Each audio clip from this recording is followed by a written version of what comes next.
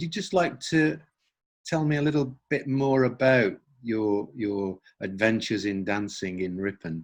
There was one very special night when I went along on my own, and I had met this man before. And then on this particular Saturday night, and when we broke up, and I was about to go and have my cup of coffee with one of my friends, I walked towards the doorway out of the actual big room, and there was a figure there that I recognized, and it was the man who became my husband ultimately, but at that time he was just a boyfriend. Uh-huh. And so I went up to him and I said, "Oh, how nice to see you. What brought you here?" So he looked at me and he said, "Well, I knew you'd be here." And then I realized that perhaps he was serious about this relationship. And we went off and had, I think it wasn't a coffee, I think we had gin and tonics actually. And, and I did not go back to the dance hall because it wouldn't have done me any good, because my husband, he became my husband, of course, he didn't dance at all. He jigged, you know, as lots of people do. And we were married in 1957. And in Ripon Cathedral, because we lived next door to it, and I was in the parish, and we had 57 wonderful years. But sadly, he died 7 years ago. So, Susan, have you seen your family recently, now that the lockdown has ended?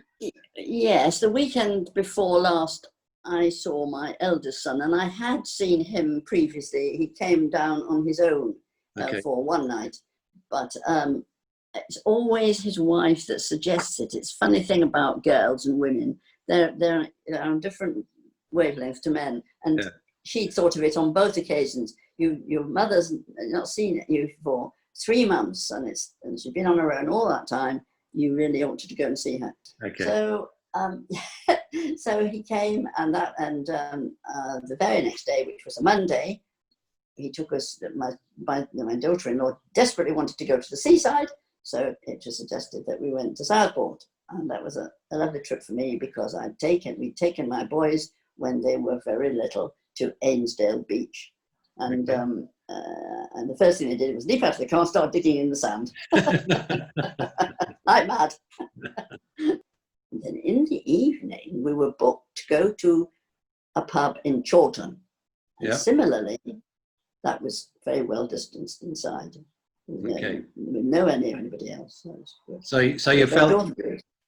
you felt comfortable while you were there? Yes, I felt very comfortable, because that was the first time really we'd been into a pub.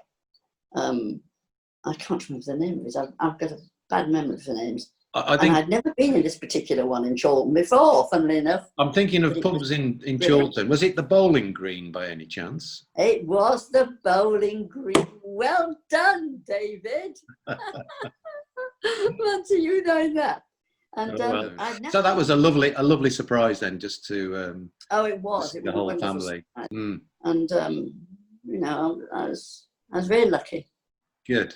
That's they wanted fantastic. To come see me. Yes, I'm very lucky.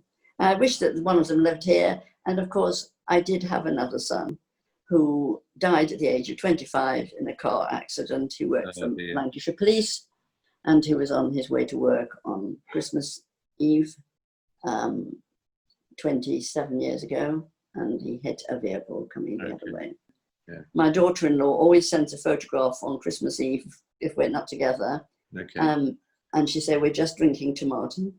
So we all have sadness in our lives, and that was our sadness. Okay. Because he was to be married the following year. However, the good bit about the girl who he would have married somebody else, and she lives in Hale. She married an Australian, actually, and I see her quite often. And she's in her 50s now, as Martin would have been.